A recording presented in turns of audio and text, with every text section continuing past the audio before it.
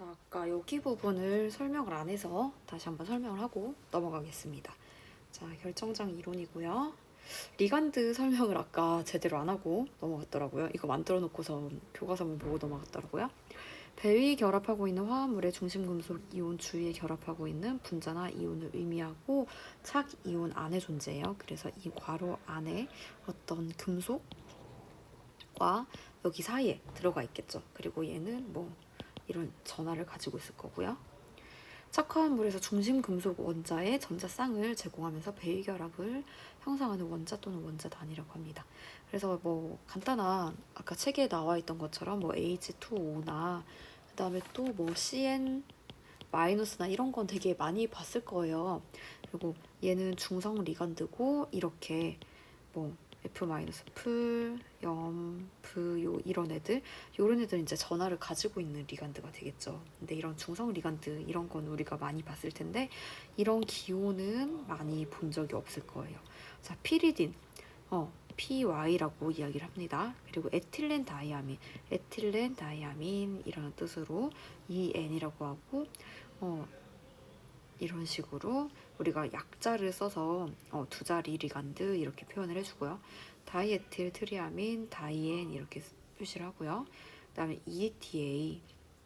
근데 아까 EDTA 교과서에서 봤을 때 산소의 전하가 마이너스 자리가 4개가 붙어 있었죠. 그래서 여기 H가 수소가 4개가 결합해 있습니다.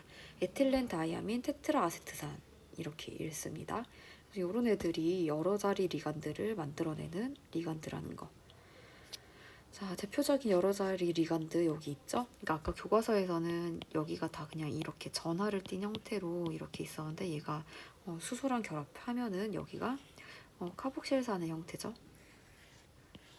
그래서 얘가 EDTA 뭐라고 했었냐면 아세트산, 트리아세트산, 트라이아세트산. 그러니까 테트라 아세트산이 테트라 좀 이상하다 했어요. 테트라가 숫자 4를 의미를 합니다. 그러니까 아세트산이 4개가 있다는 거예요. 그래서 어떤 금속이 있다면 얘랑 팔면체장을 형성할 때 이거 하나로 이렇게 6자리가 다 결합을 할 수 있는 이런 형태로 결합을 하는 겁니다. 되게 신기하죠? 저 복잡한 그런 리간드입니다. 배위수, 금속이나 배위화합물, 고체 결정을 말할 때 사용하고요. 그리고 고체는 단위 격자가 빽빽하게 붙어 있는데 이때 한 원자를 둘러싼 가장 가까운 원자 수다. 자, 그리고요. 결정장 이론. 리간드와 중심 금속 사이에 순수한 정전기적 상호작용에 근거를 둔 방법이다. 그리고 순수한 이온 결합을 가정한다. 그래서 중심 전위 금속은 양전하, 그리고 리간드는 음전하 이렇게 되는 거죠. 금속 이온에 있는 전자의 에너지 준위가 리간드에 의해서 어떻게 달라지는지 예측하고요. 나중에 뭐 리간드장 이론으로 수정이 되었다고 합니다. 자, 결정장 이론. 얘네 상호작용은 정전기적 인력이 작용을 하는 건 거죠. 금속의 디궤도 전자와 리간드 전자 사이에는 반발 이외에는 다른 상호작용은 없다. 그리고 자유 상태의 금속 원자의 디궤도함수 오중 축퇴된 상태를 보였죠. 축퇴 dxy, dyz, dxz, dx제곱 마이너스 y제곱, dz제곱 이렇게 되죠. 리간드가 접근하면 금속의 전자와 리간드의 비공유 전자쌍이 반발한다. 그러니까 리간드가 접근을 할 때 우리가 아까 얘기했던 것처럼 X축, Y축, Z축 리간드가 이렇게 축으로 접근을 하기 때문에 이 오중축퇴된 d 오비탈이 반발하는 정도가 서로 다른 거죠. 그렇지만 모든 오비탈에서 다 반발이 일어납니다. 그래서 자유 상태의 금속보다 에너지가 더 증가해요. 리간드의 접근 방향에 따라서 축퇴가 갈라지게 됩니다. 그래서 dxy, yz, zx 그리고 위에는 x제곱 마이너스 y제곱 z제곱 이렇게 두 개로 갈라지게 된다는 거죠. 그래서 이렇게 세 개인 거는 T2G, 두 개인 거는 EG라고 이야기를 합니다. 자, 결정장 이렇게 되겠죠. 이거는 팔면체장. 얘는 4면체장입니다. 8면체장은 이렇게 축으로 들어오기 때문에 축에 있는 dx 제곱 마이너스 y 제곱 dz 제곱이 반발이 엄청 크고요. 그리고 나머지는 반발이 조금 작다는 거. 4면체장 한번 볼게요. 4면체장을 리간드가 이런 식으로 들어오게 됩니다.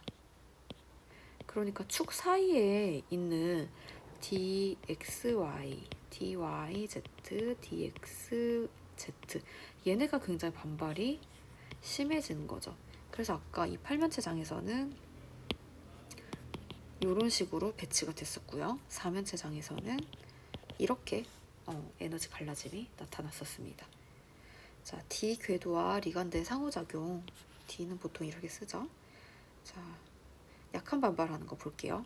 얘네들이 축으로 다가오는데 D 오비탈이 축 사이에 이렇게 배치가 되어 있을 때 이럴 땐 약하게 반발하는 겁니다. 그렇지만 강하게 반발하는 거는 리간드의 접근 방향과 이 오비탈의 접근 방향이 동일할 때 이렇게 강하게 반발을 하는 거겠죠. 그래서 이렇게 반발을 한다. 8면체 착물에서 에너지 분리 아까 T2G, 2G 오비탈 얘기했고요. 결정장 갈라짐 얘기했었죠. 델타 O, 옥타이드랄. 근데 이게 사실은 그 전부터 계속 얘기했지만 똑같은 시작하기 전과 갈라졌을 때 그 평균적인 에너지는 똑같다고 했어요. 그래서 이 델타 O가 여기 안정화된 정도 그리고 불안정화된 정도가 안정화가 됐다고 좀 얘기하기는 좀 그렇죠. 그렇지만 일단 8면체장에 노출이 된 직후 그리고 나중에 안정화가 되었을 때 여기에서 요 상태보다는 이 불안정해진 상태보다는 안정이 되었기 때문에 우리가 안정이라고 할게요. 여기는 불안정해졌죠. 요 양이 두 개. 그러니까 요거를 y, 요거를 x라고 해볼게요. 요 정도를 3x랑 3x는 마이너스. 왜냐면 안정화가 됐으니까. 그리고 불안정해진 거는 2y. 세 개가 아래로 내려왔어요. 그래서 마이너스 9를 썼고요. 그리고 두 개가 올라갔어요. 플러스 9를 썼습니다. 얘네가 합쳐졌을 때 알짜적으로 제로 상태가 돼야 돼요. 3x는 2y, x는 3분의 2y라고 좀 이렇게 생각을 해볼게요.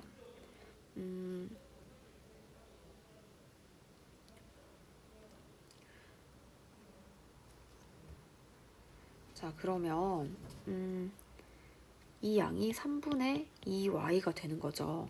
그러면 이 전체는 얼마가 될까요?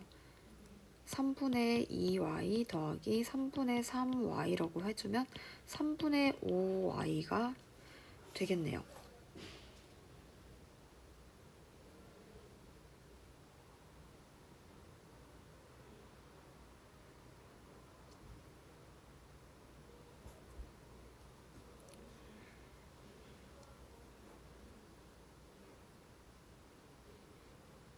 자, 이걸 이렇게 접근을 하면 안 됐었나 보다. 다시 쏘리예요.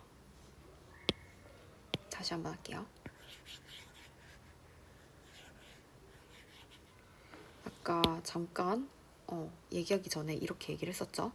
여기랑 여기의 정도는 같다. 그래서 알짜적으로 얘네가 0이 플러스 마이너스 제로가 돼야 된다 라고 이야기를 했었었는데 그 양이 지금 여기는 3개, 여기는 2개죠. 그러니까 전체로 따지면 5개인 건 거야.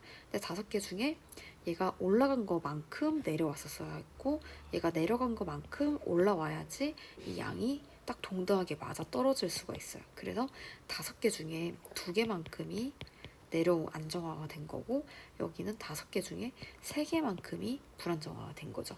그래서 여기에 이거를 적어줍니다. 그리고 2개잖아. 곱하기 2. 여기 3개죠. 곱하기 3. 2개 더했을 때 정확하게 0이 나오죠. 그래서 요만큼이 안정화됐구나. 요만큼이 불안정화됐구나. 라고 생각을 해주면 됩니다. 나중에는 여기에 전자를 채워가지고 만약에 전자가 이런 식으로 여기에 아래쪽에만 3개가 들어가 있다. 그러면 안정화된 에너지가 얼마냐? 5분의 2 델타 5에 곱하기 3 이런 전자가 3개 있으니까 이런 거 계산을 하기도 합니다. 하지만 우리 고급화학에서는 이 정도까지는 하지 않아요. 그래서 이런 숫자도 사실은 필요가 없습니다. 이런 숫자 알아둘 필요가 없다는 거. 그냥 우리는 이게 갈라짐 에너지구나 여기까지만 기억을 하고 있으면 됩니다. 자, 4면체 창물에서 에너지 분리는 아까 거꾸로 된다 했었죠. 잘 보면은 여기에서 x 여기는 dz 제곱이죠. 요거는 d 뭘까요? d x y네요. dxy가 지금 축 사이에 있는데 요렇게 다가오고 있죠. 그쵸? 요렇게 요 축 사이로 다가오고 있어요. 그러니까 얘는 높아지게 되는 거예요. 근데 요거는 축 사이로 들어오는데 얘는 축에 꽂혀 있는 거잖아요. 그러니까 요거는 아까보다는 더 에너지의 준위가 낮아지게 될 겁니다. 그래서 요 상태에서 요거는 안정화되고 얘는 불안정화됐구나. 근데 요거랑 요거는 다 똑같은 그런 축태도를 가졌었죠. 그쵸? 그래서 2개, 3개 이렇게 갈라지게 되고요. 요만큼 갈라진 거 결국에 갈라졌다는 건 델타로 통일을 하고요. 뒷부분에 테트라헤드랄 4면체 여기 있네요. 테트라헤드랄. 그래서 요거가 갈라졌다 이렇게 얘기를 합니다. 근데 이 갈라진 정도 자체를 우리가 계산을 해보면 9분의 4 델타 옥타헤드랄 만큼이 이제 작아진다는 거죠. 왜냐하면은 리간드 개수 자체가 원래 6개에서 4개로 줄었으니까 반발력 자체가 6개일 때보다는 그렇게 크지 않은 거예요. 그래서 조금 갈라짐이 원래 8면체 장보다는 조금 감소를 하게 되는 상태입니다. 자, 그래서 아까 얘기했던 거 조금 더 설명을 했고요. 8면체장, 4면체장 요거 봤습니다.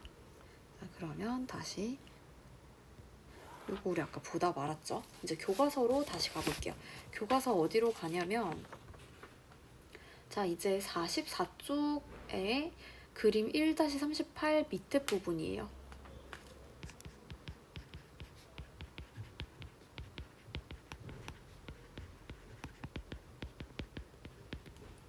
자, 여기 아랫부분입니다.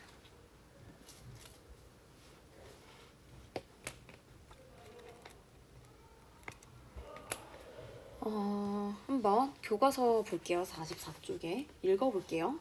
금속의 산화수, 리간드의 종류, 착화물의 구조 등에 의해서 결정장 갈라짐 에너지가 변하는데 금속의 산화수가 커질수록 증가한다. 결정장 갈라짐 정도에 따라서 리간드의 종류를 배열한 것을 분광학적 계열이라고 하는데 결정장 갈라짐 크기에 따른 리간드 순서는 다음과 같다. 그러니까 지금 결정장 갈라짐을 결정을 해주는 리간드의 그 순서라는 거예요. 그러니까 지금 갈라짐이 큰 아이들, 많이 이걸 크게 반발을 심하게 만드는 리간드들이 여기 쪽에 있고요. 그렇게 그 반발, 델타 5의 크기를 그렇게 크게 만들지 않는 아이들은 이쪽에 있습니다. 그래서 잘 보면은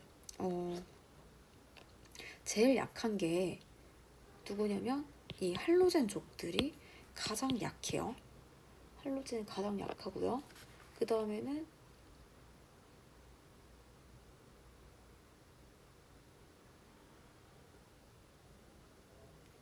C 가장 크고요. 탄소가. 그 다음에 N, O 이렇게 되죠. 근데 이거 어디서 많이 본 거다? 그쵸? 요건 할로젠이고 플루오린이라고 생각하면 돼요. 이렇게 가면 주기율표죠. 그쵸? 탄질산프.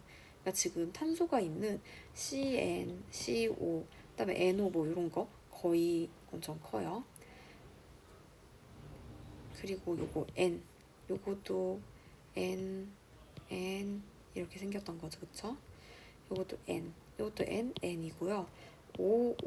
그리고 여기 플로린 요쪽에 가 있었으면 참 좋았을 텐데 좀 많이 앞으로 와 있죠. N. 그러니까 순서가 절대적인 순서는 아니고 대략적으로 이렇게 나오고 생각을 해두면 되고 요 분과학적 계열은 화학자들이 이미 다 연구를 통해서 순서를 만들어 놨습니다. 그래서 요런 식으로 요 정도로만 좀 받아들이면 좋겠어요.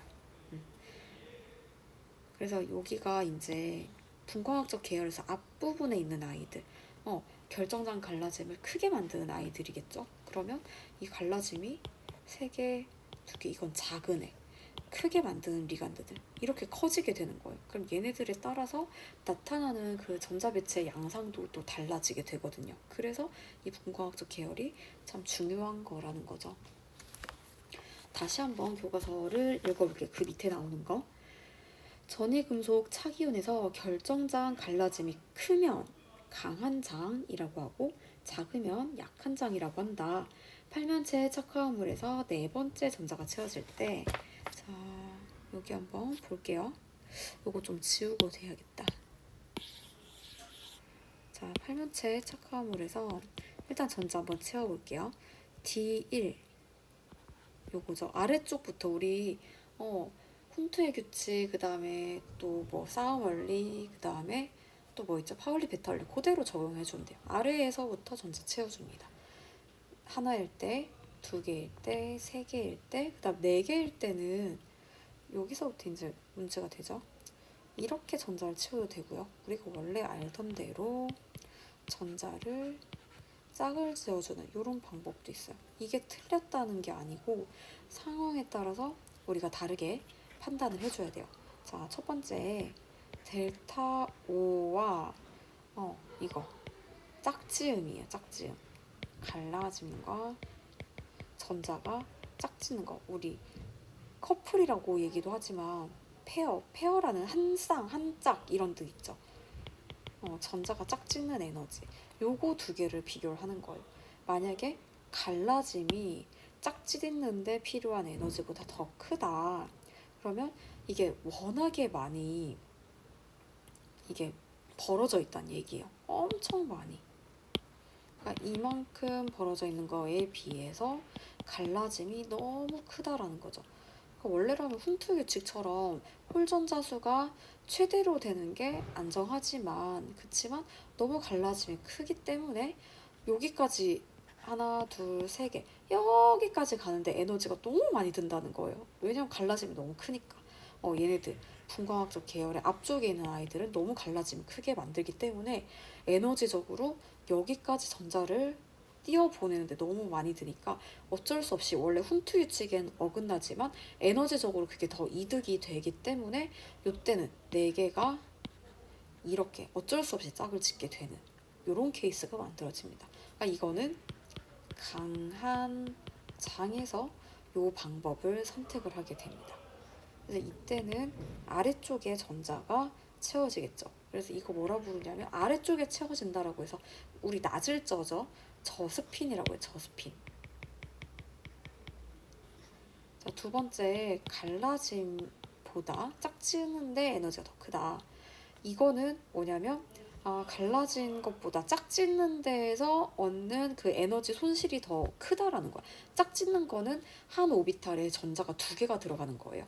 근데 전자는 정기적으로 음전하를 띄고 있고 음전하는 반발을 하잖아요.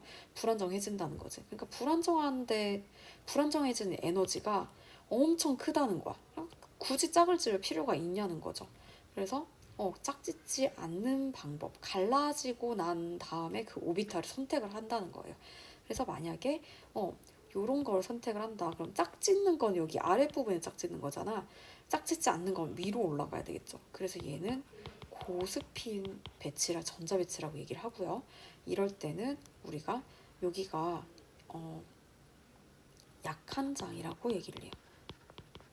약하니까 오히려 약한 장, 강한 장, 하나, 둘, 3개, 하나, 둘, 3개 엄청 올라가지 않고 약한 장이니까 오히려 여기가 짝을 짓지 않고 약하니까 높이가 크게 차이 안 나니까 위로 올라가 버린다는 거죠.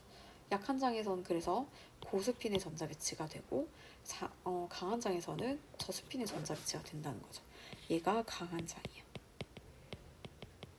이쪽을 바라보고 있죠? 요거는 약한 장. 이렇게 됩니다. 자, 그래서 요 이야기가 아마 교과서에도 잘 나와 있을 거예요. 그럼 전자 배치 한번 봐볼게요.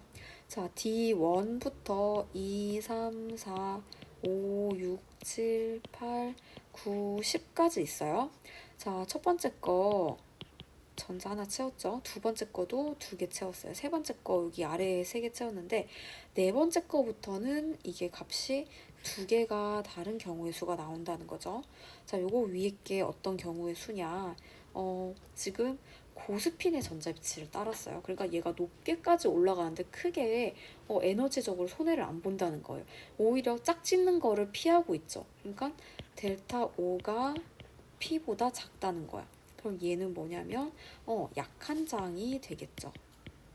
약한 장이 되고 고스핀의 전자배치를 이룬다. 자, 그 다음 밑에 거는 델타 O가 P랑 비교했을 때 오히려 짝짓게 되죠. 그쵸? 그러니까 얘가 더 크다는 건가. 얘를 선택했다는 거예요. 그래서 얘는 우리가 저스핀이라고 하죠. 강한 장에서 워낙에 갈라짐이 크니까 짝을 지어버린다는 거예요. 그래서 얘는 저스핀이다 이야기를 합니다. 자, 그래서 여기 나온 숫자들도 있는데 요거는 뭐 굳이 아까 뭐 5분의 3이다 5분의 2다 이거 숫자 넣어가지고 전자개수 곱하면 요 숫자가 계산이 돼요. 근데 이거는 대학교에서 하는 겁니다. 그래서 굳이 지금은 하지 않을게요. 자, 고스핀 저스핀 착물 이야기 한번 계속 해볼까요? 자, D4에서 D4부터 D7까지, 그러니까 7까지 한번 볼게요. 8부터 7까지 하나, 둘, 셋, 넷, 다섯 하나, 둘, 세 개, 네 개, 5개, 6개이냐 아니면 하나, 둘, 셋, 넷, 다섯, 여섯 그쵸? 그럼 만약에 7개다 그럼 여기겠지. 7, 8개다 하면은 여기 들어갈 거고 요거잖아. 그러니까 8개에는 차이가 없는 거예요. 그러니까 여기 4부터 7까지만 차이가 있는 거죠. 그래서 4부터 7까지는 2가지 종류의 전자배치가 있다. 하나는 고스핀이고 하나는 저스핀이겠죠. 짝지음 에너지와 결정장 갈라짐 에너지 델타 O입니다. CFS이라는 용어를 쓰기도 해요. 비교를 하면은 고스핀과 저스핀으로 나눌 수 있다. 짝지음 에너지는 쿨롱 반발 에너지와 교환 에너지를 다 포함하는 거예요. 반발 에너지는 같은 오비탈에 이 전자 2개가 들어옴으로 인해서 반발하는 거 얘기를 하는 거고요. 교환 에너지는 이거 좀 어려운 개념이긴 해요. 근데 만약에 이런 식으로 되어 있다. 그럼 서로 얘의 위치를 서로 교환을 하는 건가, 맞 교환을. 이런 거 다 포함된 개념이라고 생각을 하면 돼요. 그치만 이것도 여러분들은 아주 정확하게 알 필요는 없고요.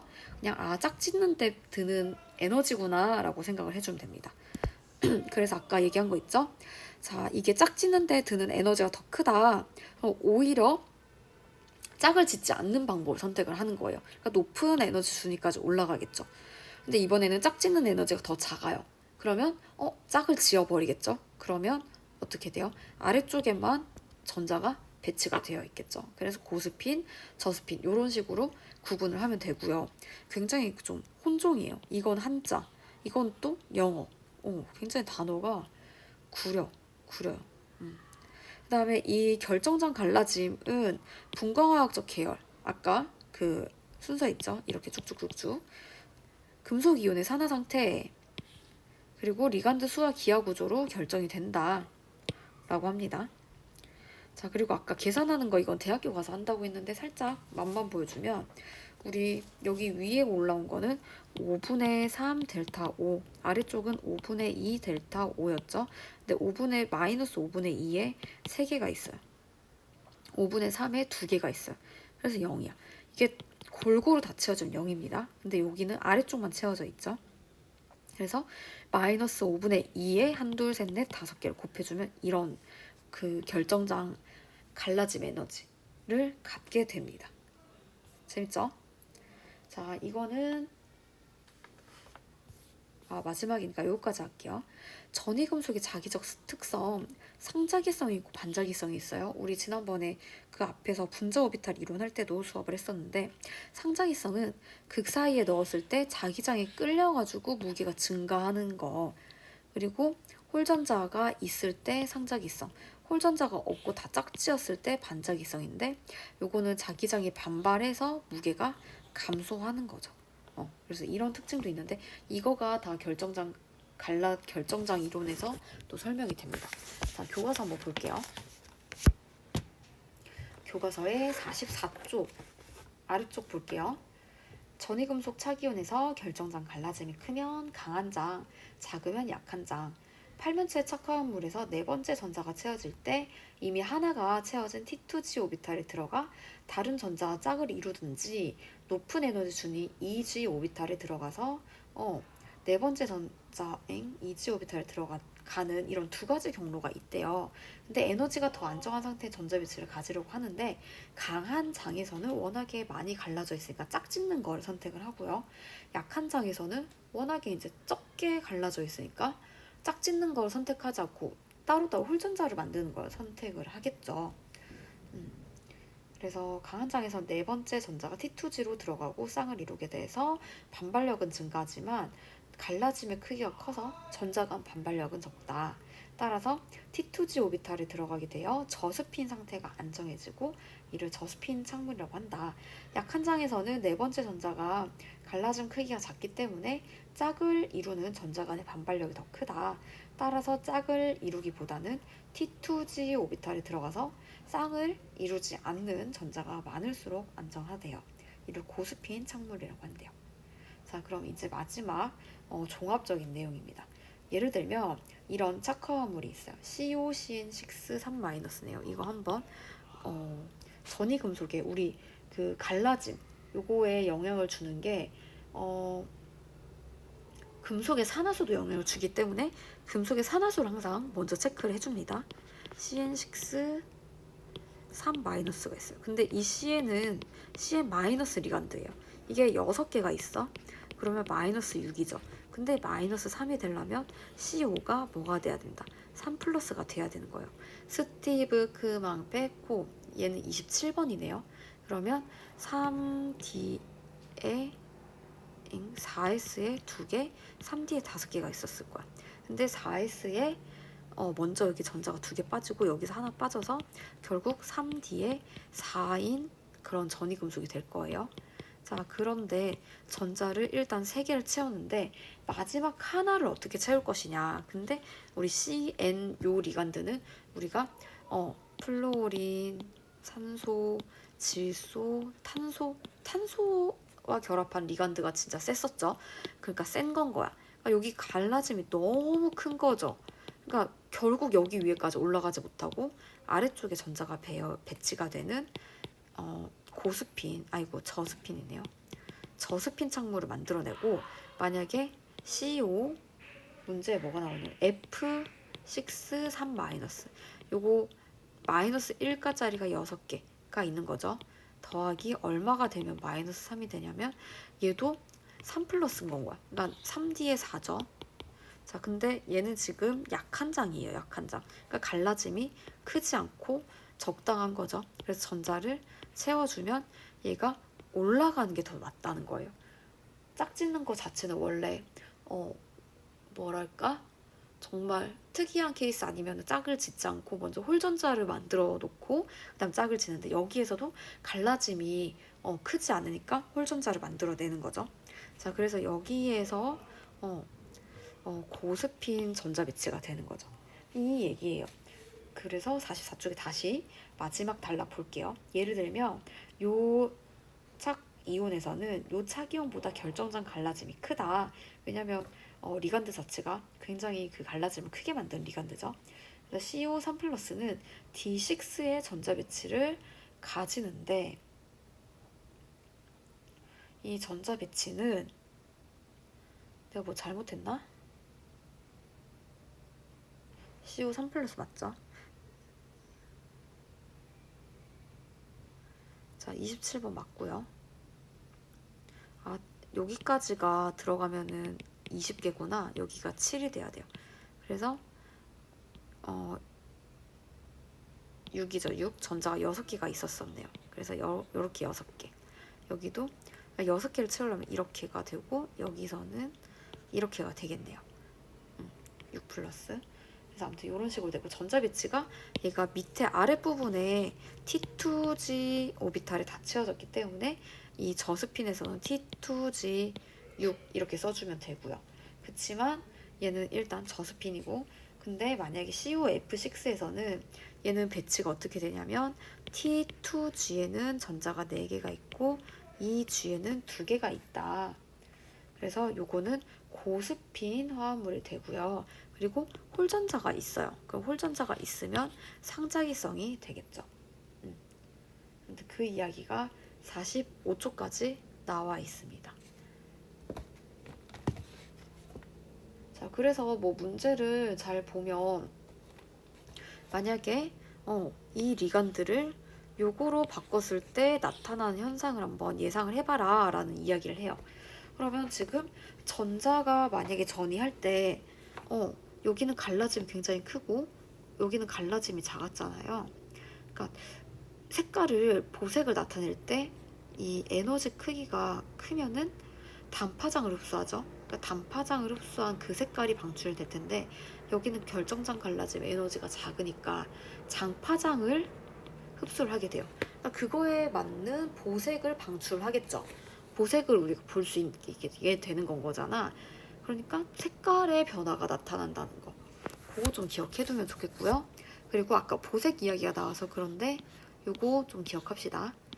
우리 무지개 색깔 생각하면 돼요. 빨주, 노초, 파 다음에 그치만 남은 없고 보라색이 나옵니다. 그래서 마주 보는 게 서로 보색이에요. 보색. 요것 좀 기억하도록 합시다. 그래서 일단은 전자쌍 반발 이론과 좀 어느 정도 결이 비슷한 결정장 이론 여기 내용을 좀 수업을 해봤습니다. 자, 굉장히 어려워요. 굉장히 어려운데 영상을 보지 않으면 절대로 혼자서는 하기 어려울 거예요. 그치만 영상 좀 보고 친구들한테 꼭 보라고 얘기를 좀 해주고요. 그리고 학교 오면은 다시 한번 복습을 하겠습니다. 자, 여러분 고생 많았습니다. 안녕.